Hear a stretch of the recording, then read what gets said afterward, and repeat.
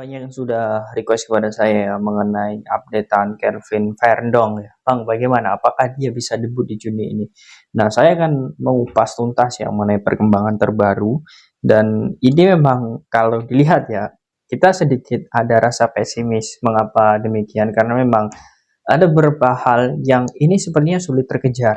Jika memang ya dalam hal ini PSSI tidak segera ya dalam hal ini gerak cepat. Kalau tidak gerak cepat menurut saya tidak akan terkejar. Karena bukti-bukti ini sudah menggambarkan ya. Saya akan menjelaskan mengapa beberapa alasan ya mengapa sosok Verndong ini sulit terkejar.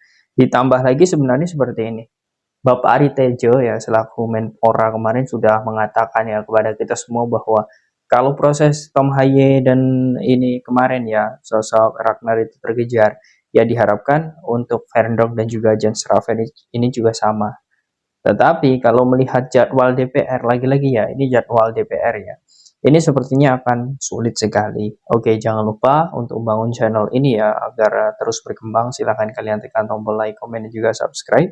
Serta tekan tombol loncengnya ya, agar kalian selalu mendapatkan notifikasi dari video-video saya selanjutnya.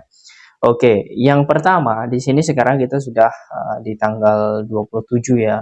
Nah, 27 ini kalau dilihat ya, ada beberapa jadwal yang saya lihat langsung ya di jadwal atau agenda DPR. Dari tanggal 20 tanggal 14 ya sampai tanggal 30 itu memang agendanya penuh ya, full sekali. Dan terhitung dari tanggal 27 ya saat ini agenda DPR ini ada pembahasan mengenai Badan Amil Zakat ya dan juga rapat kerja Kemenak RI. Nah, ini tanggal 27. Sedangkan kita masih ada waktu ya 28, 29 dan juga 30, 3 hari lagi. Ini kita tidak tahu ya. Saya belum melihat lebih detail mengenai tanggal 3 ini, tetapi yang jelas ya untuk tanggal 28, 29 dan juga 30 ini masih belum ada jadwal di sini yang saya tahu ya. Tetapi kalau kita mengacu pada 3 hari ini sangat mepet sekali karena di tanggal 1, 2 ya, kemudian tanggal 3 itu recess ya. Recess itu artinya libur ya, tidak ada agenda ya. Jadi untuk saat ini kita hanya perlu waktu 3 hari ya di tanggal 28, 29 dan 30. Apakah di situ akan ada pembahasan mengenai rapat paripurna? Ya itu tidak tahu kita ya. 3 hari itu hanya yang penting kita fokuskan di tanggal 28 sampai 30. Kalau memang itu nanti tidak terkejar ya menurut saya ya kita harus bisa dibilang gini ya, dan berharap lagi untuk debut bulan Juni untuk sosok ini karena kita ada waktu. Nah, tetapi ada yang bertanya, ada tanggal 4, 6 yang itu bisa dikejar. Ya, kalau hitung-hitungnya seperti ini. Kalau tanggal 4 dikejar ya, tanggal 5-nya pembinaan federasi ya. Kemudian tanggal 6 itu baru nanti bisa debut ya. Itu menurut saya mepet sekali, ditambah lagi ya regulasi FIFA ya, mengenai kualifikasi Piala Dunia ini ya kalian bisa lihat di samping ini adalah surat regulasi dari FIFA lah mengenai pendaftaran pemain itu H-7. Nah, kemudian mengapa kemarin sosok Tom Haye kemudian Ragnar itu bisa debut di leg kedua? Karena memang sudah didaftarkan jauh-jauh hari. Nah, poinnya karena PSSI yakin ya prosesnya ini akan terkejar dan betul saja prosesnya itu memang tidak bisa tampil di leg pertama ya tetapi terkejar di leg kedua dan itu sudah didaftarkan sebelum 7 hari di leg kedua. Nah, ini artinya memang ya kita sedikit terkendala di sini. Ya mungkin saja ya. Ini hitung-hitungannya seperti ini. Kalau memang tidak terkejar di tanggal 6 mungkin bisa di laga selanjutnya ya mungkin bisa terkejar ya, tetapi yang jelas sepertinya untuk tanggal 6 ini sulit untuk Verndong debut ya, ditambah lagi dengan regulasi yang memang terbentur ya dari FIFA dan juga memang jadwal DPR yang menurut saya ini masih samar-samar ya atau masih abstrak lah karena tanggal 28, 29 dan 30 kita belum tahu sebenarnya apa yang akan menjadi agenda mereka. Tetapi untuk kabar terbaru di tanggal ini itu belum ada sama sekali mengenai jadwal ya, mengenai Verndong dan juga Jens Raven ini. Oke, ini untuk mereka berdua. Nah, kemudian bagaimana sebenarnya jika Indonesia tidak diperkuat oleh mereka? Ya sebenarnya ada sedikit kerugian ya, terutama untuk Verdong ya.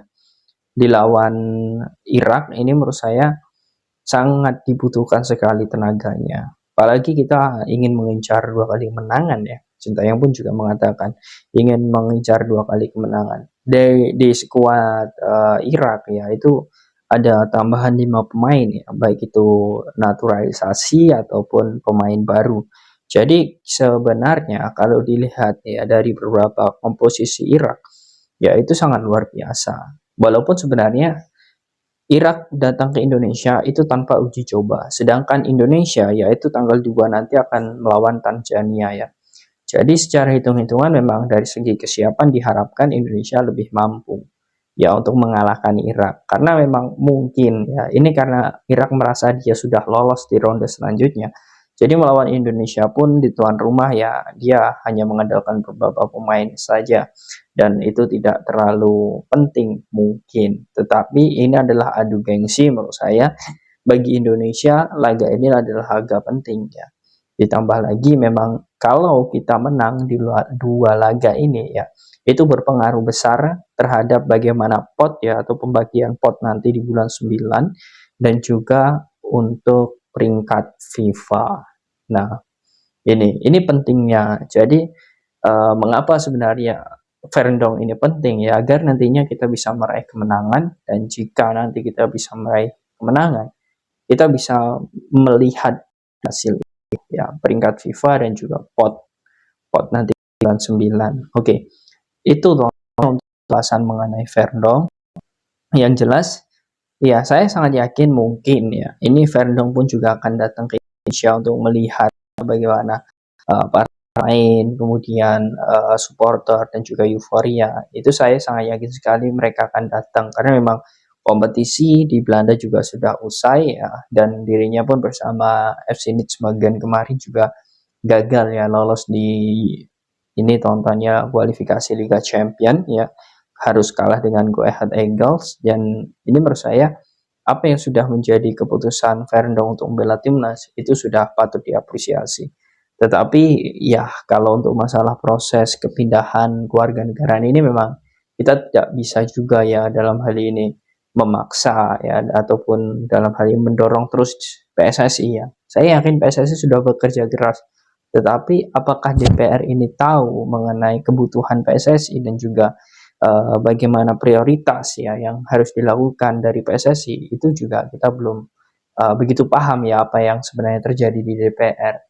Karena memang kalau proses timnas ya mengenai pemain keturunan ini atau proses naturalisasi ini memang terkadang ya lamanya ya di DPR. Tetapi semoga saja yang terjadi di sebelum-sebelumnya ini bisa menjadi bahan evaluasi ya yang jelas dan semoga saja timnas kita bisa lebih baik. Apapun yang terjadi kita harus siap menerima mau ada vendong ataupun tidak yang jelas semoga saja timnas bisa menang 2 laga.